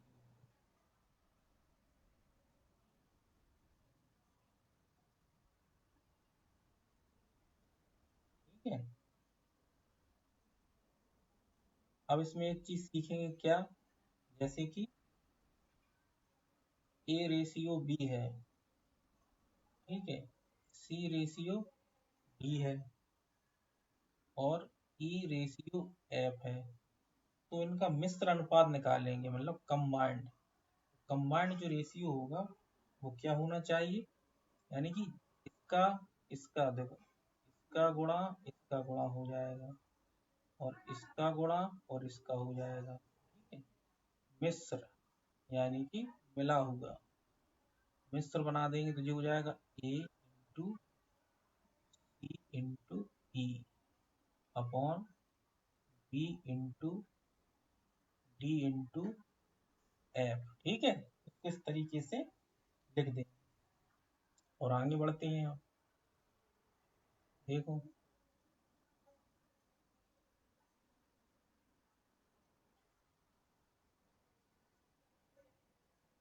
जैसे x रुपया है, x क्या है, रुपया, x रुपये है, इनको A और B में बांटना है, तो अपन कैसे बांटेंगे। ठीक है, A और B में बांटने के लिए अपन क्या करेंगे, जब A को मिलेंगे, दो आदमी है, एक पहला आदमी एक सेकंड आदमी, पहले को जो रुपया मिलेंगे वो मिल जाएंगे आपकी A upon A plus B into X, दूसरे को रुपया कितने मिलेंगे, B अपॉन A plus B into X. ठीक है, इस तरीके से रुपया बांट देते हैं। यदि तीन लोग होंगे तब, तीन लोगों में बांटना हो तो उनका अनुपाती योग, जी A प्लस बी क्या है, अनुपाती योग है। ठीक है, तीन लोगों में ही बांट देंगे अपन। इस तरीके से अपन ने अनुपात और समानुपात को सीखा।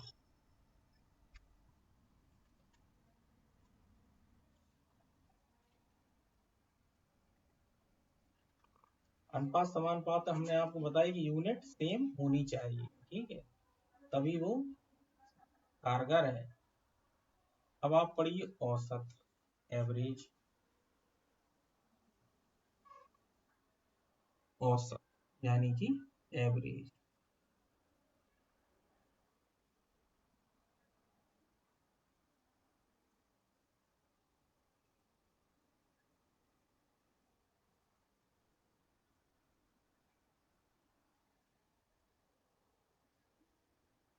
एवरेज, ठीक है। तो एवरेज आप जानते हैं, एवरेज बराबर क्या होता है, औसत बराबर पदों का बटे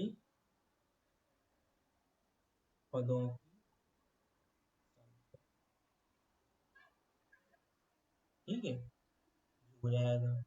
कितने नंबर, जैसे आपसे कहा जाए 4, 6, 10 और 12 का औसत बताओ, तो आप कैसे निकालेंगे। आप क्या करेंगे, पहले इन सबको जोड़ेंगे, यानी कि 4, 6, 8, 10 और कितने नंबर हैं जी, 1, 2, 3, 4, 5, 5 का इसमें भाग देंगे। कोई इस फॉर्मूले का मतलब, पदों का योग बटे पदों की संख्या। अब इनका जोड़ कर लो, 6, 4, 10, 8, 18, 28 और 30, 40, ये आ जाएगा 40 बटे 5।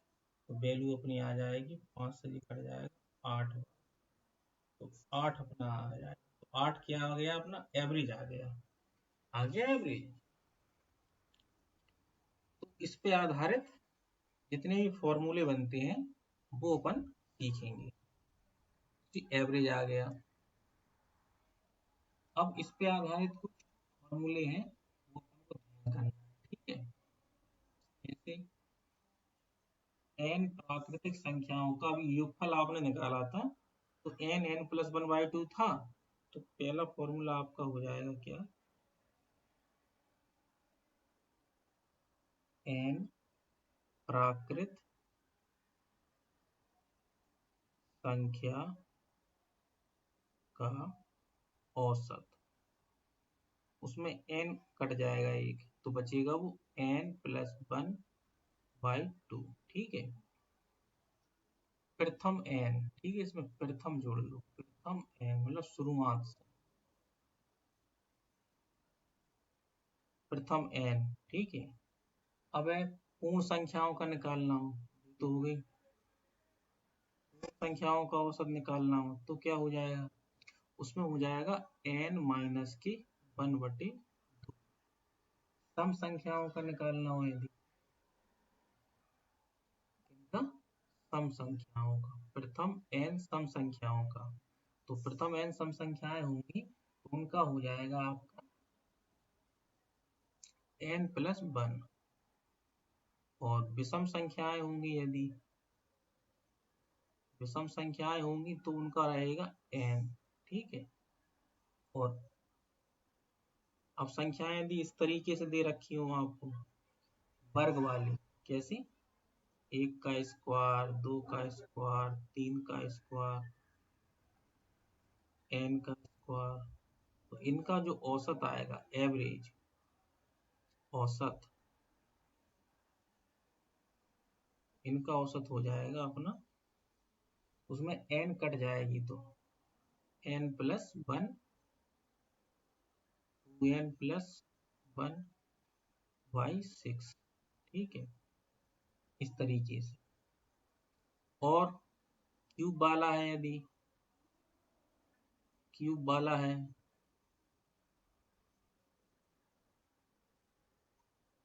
इनका औसत निकालेंगे अपन, वो हो जाएगा आपका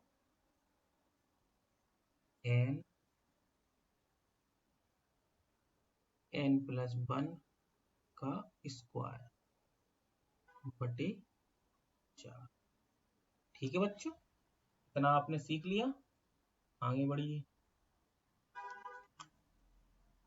अब इसमें एक चीज और सीखेंगे, जब सीरीज में दे रखी हो संख्याएं और उनका अंतर समान हो,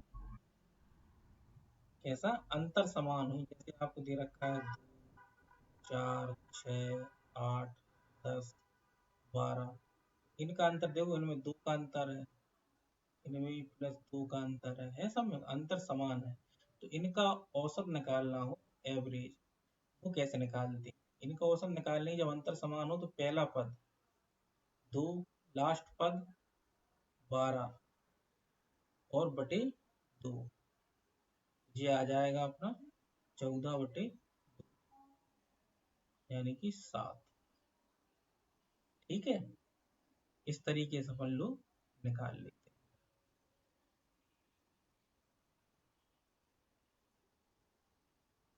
ठीक है बच्चों,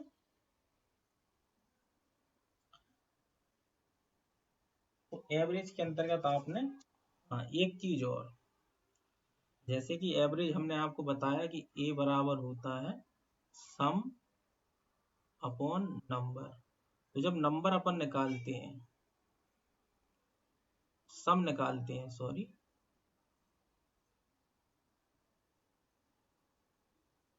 क्या निकालते हैं, सम, सम निकालते हैं तो एवरेज में अपन नंबर का गुणा कर देते हैं। ठीक है, तो ये दोनों फॉर्मूला अपन को याद करने, जो आपको बहुत आवश्यक है, इन पे सारे सवाल आपके हल हो जाएंगे। यदि आप डेविएशन सीख गए तो और अच्छा है। दूसरा मेथड है आपका डेविएशन मेथड, डेविएशन मेथड। हमारी क्लास देखने के बाद आप हमारे चैनल पे जाइएगा, वहां ये सब कुछ मिल जाएगा आपको। ठीक है,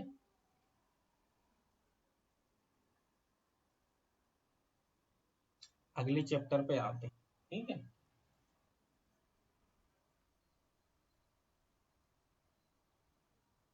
परसेंटेज, परसेंटेज देखिए आप, प्रतिशत,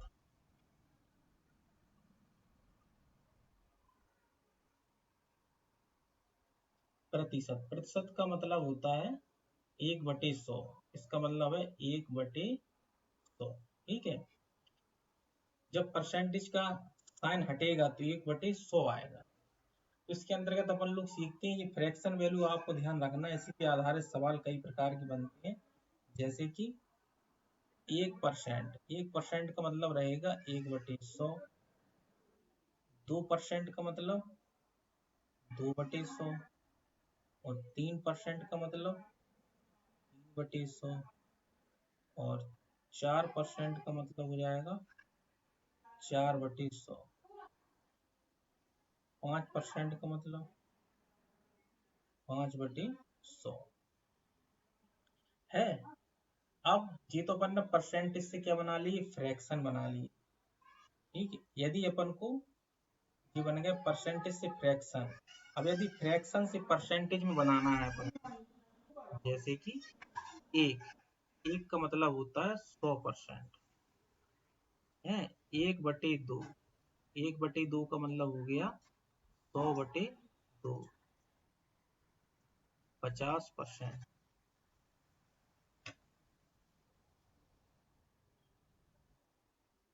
ठीक है बच्चों, तो परसेंटेज से फ्रैक्शन में चेंज करना और फ्रैक्शन से परसेंटेज में चेंज करना। 1/3 की वैल्यू ऐसे निकालनी हो तो अपन कैसे निकालेंगे, 100/3। तो कितनी आएगी इसकी, इसकी वैल्यू आएगी 33 सही 1/3%। इसी तरीके से 1/4 की वैल्यू निकालनी हो तो हम क्या करेंगे, 100 में भाग दे देंगे 4 का, तो ये वैल्यू आ जाएगी 25%। 1/5 की वैल्यू निकालनी हो तो 100 में भाग दे देंगे 5 का, तो ये आ जाएगी 20%। इसी तरीके से अपन अन्य वैल्यू भी निकाल ली थी। ये परसेंटेज में इतना आप सीखिए। इसके बाद देखो, इसमें एक फॉर्मूला आता है कि जब डायरेक्ट वृद्धि हो आप में, जैसे कोई आयत है उसकी लंबाई में इतनी की वृद्धि हो गई, चौड़ाई में इतनी की वृद्धि हो गई, तो नेट वृद्धि कितनी हो गई, वो नेट नेट परसेंट वाला, नेट परसेंट नेट परसेंट वाला फॉर्मूला क्या होता है आपका, x प्लस के वाई प्लस के एक्स बाई अपॉन 100। अब इसमें जो देखना है वृद्धि के लिए अपन प्लस, यानी कि वृद्धि वृद्धि के लिए प्लस यूज करेंगे, और कमी हो गई जैसे मान के चलो उसके लिए माइनस करेंगे। उस पे आधारित ये सवाल बन जाएंगे। ठीक है, यदि वृद्धि है, जिसमें वृद्धि है उसमें प्लस में ले लेंगे, जो कमी है उसमें माइनस लगा देंगे। वो फॉर्मूला आपका यही रहेगा। इसी फॉर्मूले को अपन 3-4 बार प्रयोग कर सकते हैं, 3-4 बार इसका रूप। तो परसेंटेज में इस फॉर्मूले का विशेष रूप रहता है और कई सवाल इसी से हल हो जाते हैं डायरेक्ट। ठीक है बच्चों,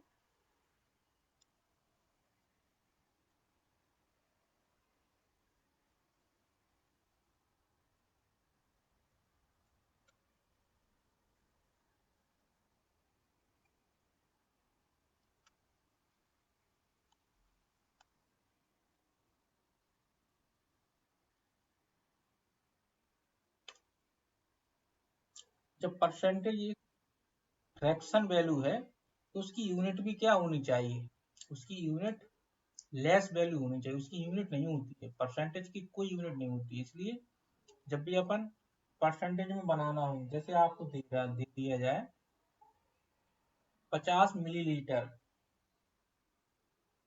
50 ml, और को बनाना है मिलीलीटर, और 2 लीटर, 2 लीटर, इसको इसको अपन परसेंटेज में पूछा जाएगा। 50 मिलीलीटर 2 लीटर, 50 मिलीलीटर 2 लीटर का कितने परसेंट है, कितने परसेंट। तो अपन इसको कैसे करेंगे, इसको अपन लोग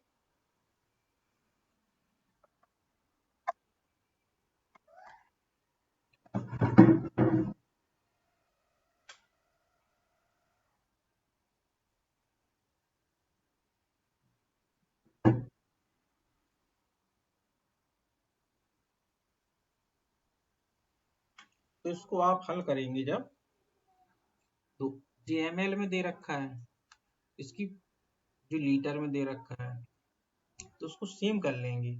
जी ml है तो जी 50 ml रहने दो, जी लीटर है तो 2 इसमें 1000 होते हैं। ठीक है, तो जी बिंदी से अपनी जी बिंदी कट गई।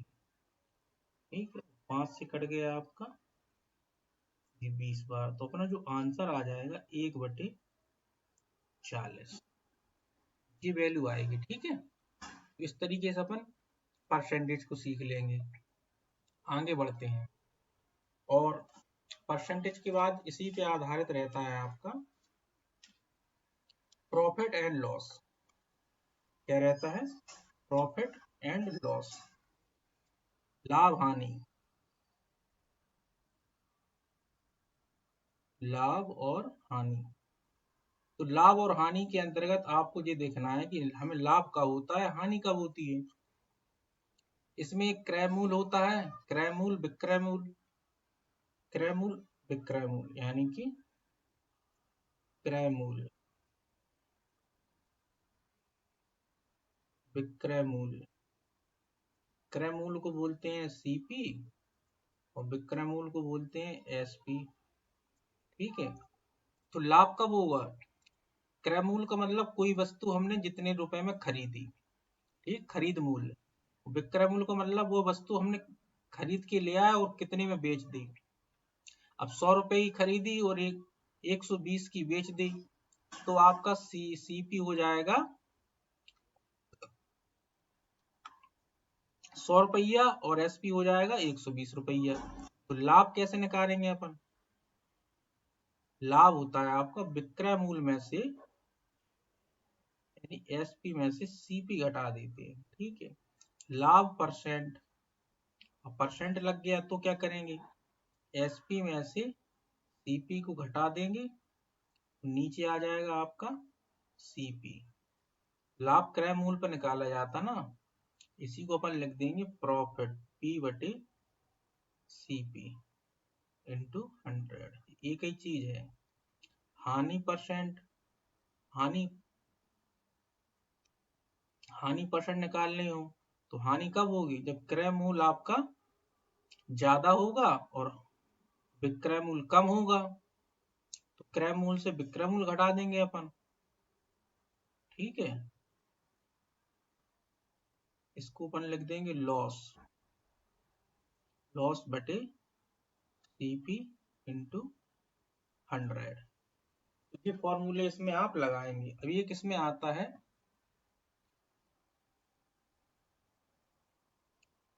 डिस्काउंट। डिस्काउंट हमेशा किस पर मिलता है? मार्क प्राइस पर, या बट्टा बोलते हैं या छूट बोलते हैं, छूट या बट्टा, डिस्काउंट।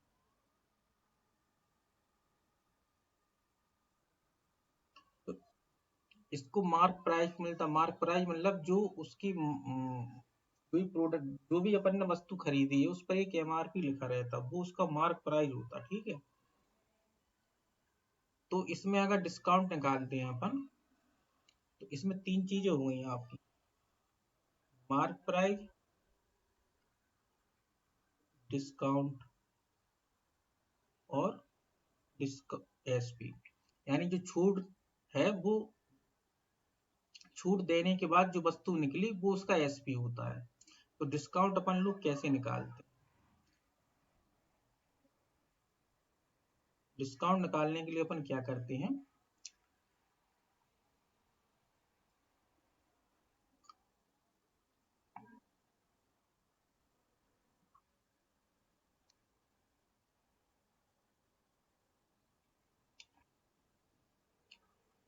मार्क प्राइस से अपन क्या करते हैं, एसपी घटा देते हैं बटे मार्क प्राइस, तो डिस्काउंट निकल आता है। इसको लिख देंगे डिस्काउंट डी बटे एमपी।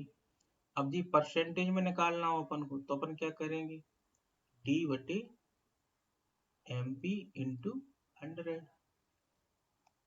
ये हो जाएगा डिस्काउंट। जो अपन ने तीनों चीजें इसमें सीख ली, जो सारे फॉर्मूले का इसमें उपयोग होता है, उन्हीं पे आधार पे अपन लोग सवाल लगा लेते हैं। और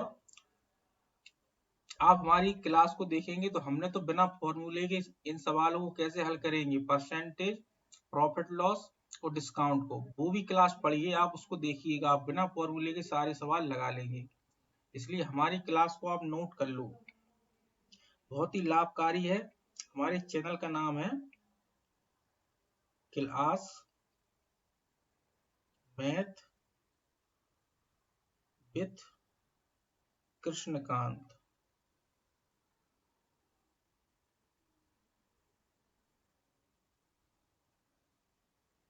ठीक है, इस चैनल पे आप जाइए, ये सारी चीजें आपको मिल जाएंगी। आगे बढ़ते हैं। अब आप सीखिएगा सिंपल इंटरेस्ट, साधारण ब्याज।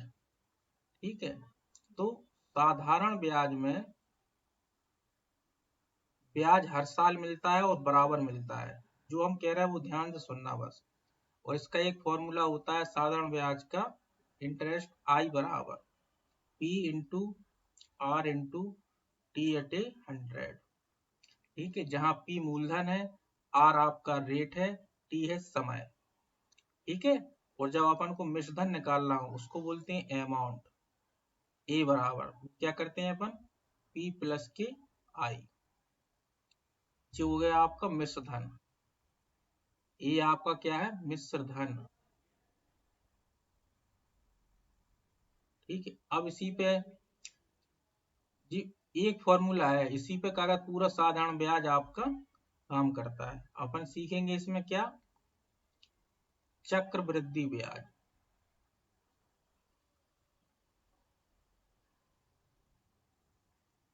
चक्रवृद्धि ब्याज, चक्रवृद्धि ब्याज क्या हो जाएगा, चक्रवृद्धि ब्याज में आपको अमाउंट निकालने का फॉर्मूला है पी इंटू 1 प्लस के आर अपॉन 100 की पावर एन। पी है आपका यहाँ मूलधन,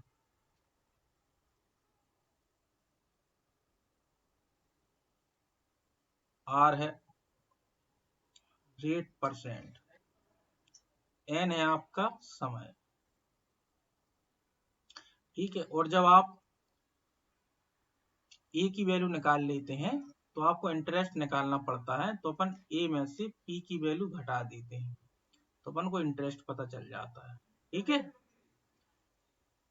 तो इस तरीके से अपन ने साधारण ब्याज और चक्रवृद्धि ब्याज, ये दोनों फॉर्मूले का इसमें प्रयोग होता है।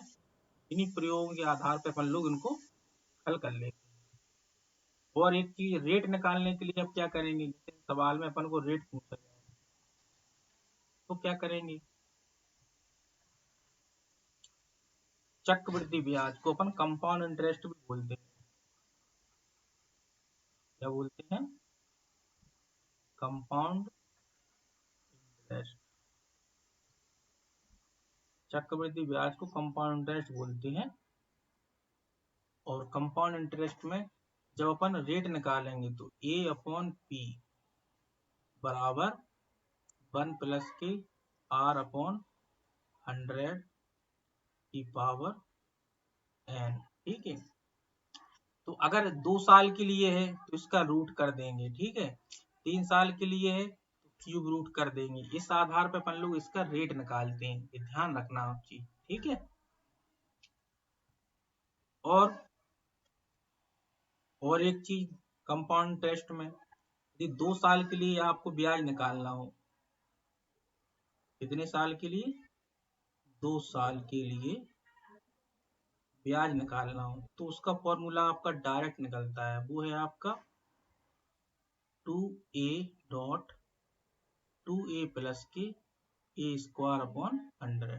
ठीक है, जहां जो ए है वो आपका साल है, मतलब के साल के लिए, जहां ए है आपका रेट है, ए है आपका रेट परसेंट।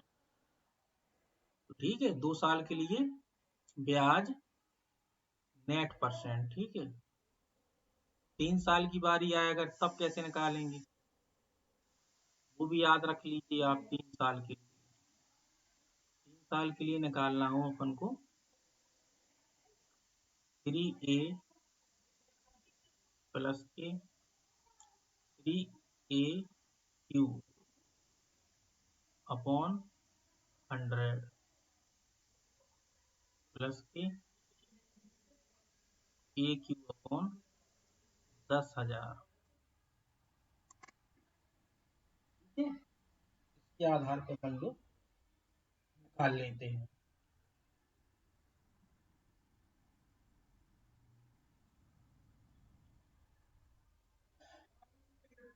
यहाँ जी स्क्वायर होता है, square 3a plus 3a square plus के ए क्यूब अपॉन 10,000, इससे 3 साल का निकाल लेंगे अपन। ठीक है बच्चों, आगे बढ़ते हैं। तो आपने सारी चीजों को सीखा।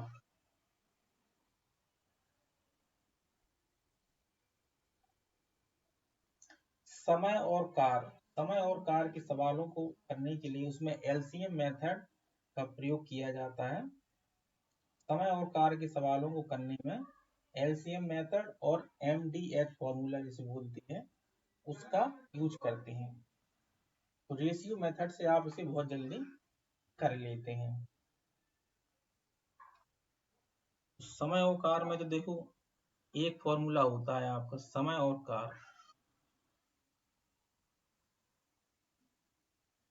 समय और कार,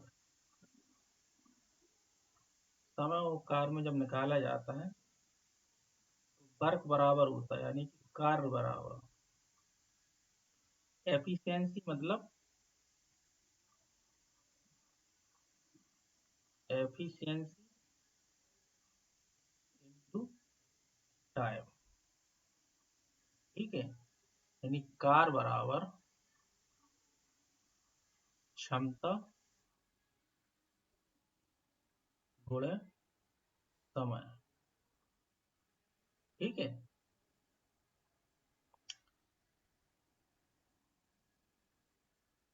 और क्षमता निकालनी होती है अपन को, जैसे एफिशिएंसी निकालनी हो यानी क्षमता निकालनी हो आपकी, तो क्षमता बराबर क्या हो जाएगा,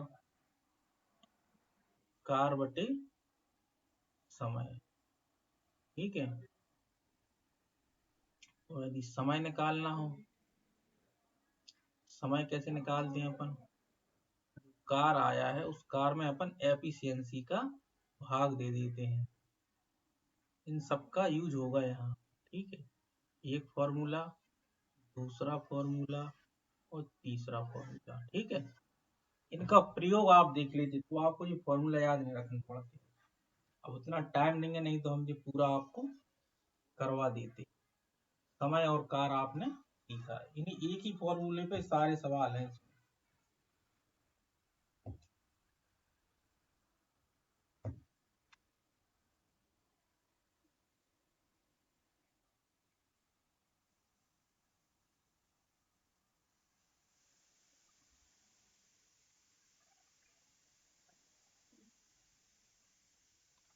मापन प्रणाली के अंतर्गत आप देखते हैं, जब मापन प्रणाली में 3 प्रणालियां अपने पास हैं। कौन कौन सी 3 प्रणालियां हैं अपने पास, 3 प्रणालियां हैं।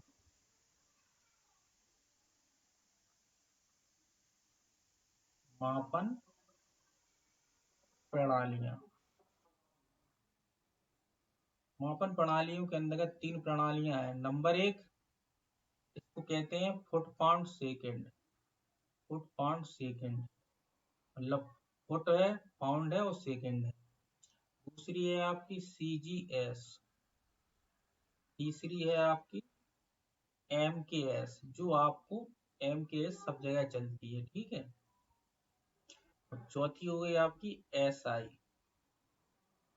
ठीक है, एसआई पद्धति, एसआई पद्धति आपकी विकसित पद्धति है।